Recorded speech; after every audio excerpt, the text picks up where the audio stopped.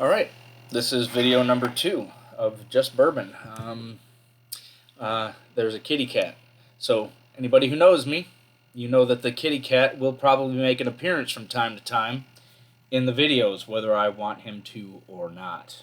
So today's video is just drinking your bourbon neat. And neat is just nothing in it. It's just drinking your bourbon straight out of the bottle. No ice, no mixing, no water, no nothing.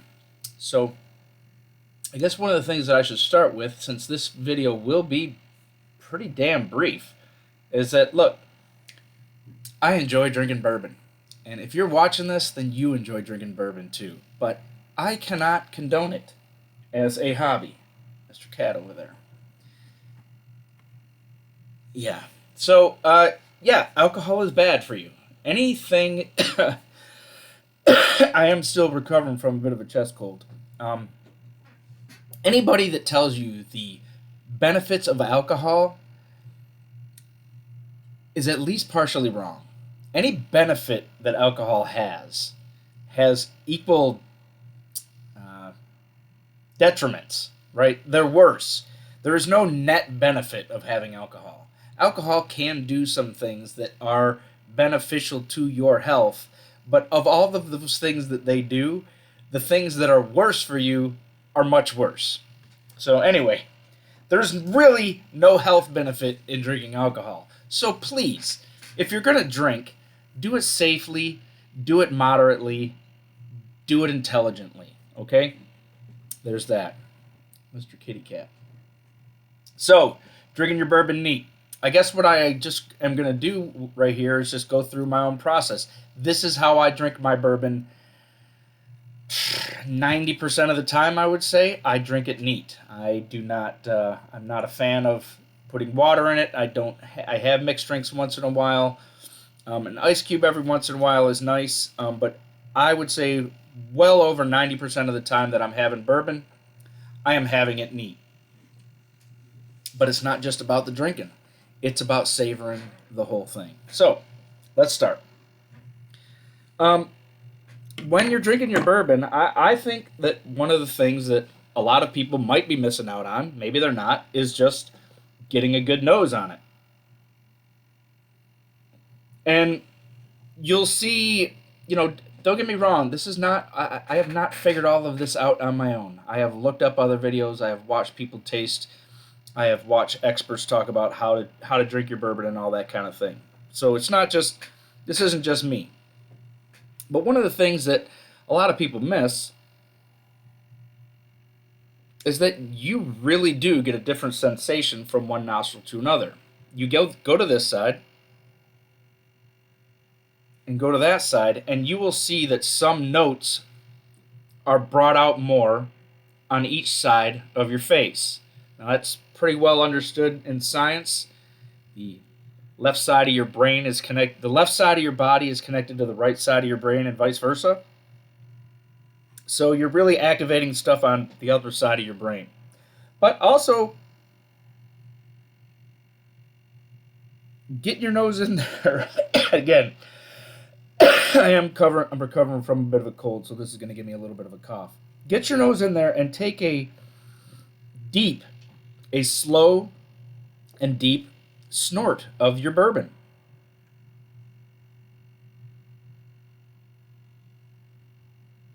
It is appealing. You will catch things. I'm not going to tell you even what I'm drinking today because it's not relevant. We're just having bourbon.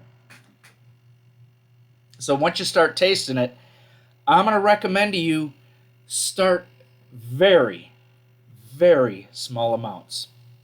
Just barely get anything on the tip of your tongue.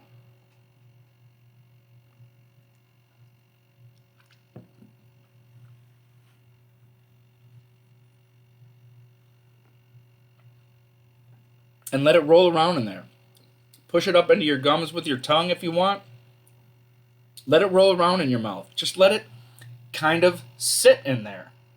And try to notice the different flavors you're getting on the tip of your tongue, on the side of your tongue, on the back of your tongue, in your gums, under your tongue, roof of your mouth. All these little points are going to give you little different sensations. And I guess the thing that I'm getting at here is that if you're just kicking your bourbon back, you could be missing just so it's like taking that last M&M in the bag and just deciding I am not going to chew this thing. I'm just going to let it sit in my mouth and let it melt until it's gone. And then when you get done with that, you're like, why don't I have every single M&M like that? Because we're gluttons. Anyway, getting back to it. So like I said, start with something small. Start with something very small.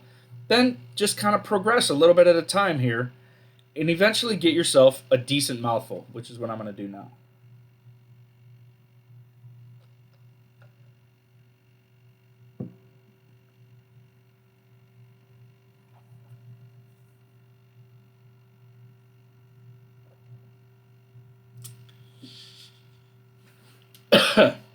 That cough is really getting me. Anyway, this is actually taking me longer than I thought it would. But follow that same process. Take it into your mouth, keep it in the front, let it move from side to side, let it sit there and savor it. Now, if I didn't have this damn cough, let me see if I can do it. I know this is going to make me cough, but one thing that I will do is after having all that sit for a minute in my mouth and then kicking it back and swallowing it, I'll take this big breath in. Now, I know this is going to make me cough. It might hit you in an unexpected way, and you might not like it. But if you do this enough, at some point you're going to become accustomed to it, and you're going to be able to do this, and it's going to give you a good bite. Some people might not like that, some people might, but it will give you this very powerful bite in the back of your throat and in the back of your mouth that is just helping you understand how hot that bourbon is. So I don't think I can do it without coughing, but I'm going to try.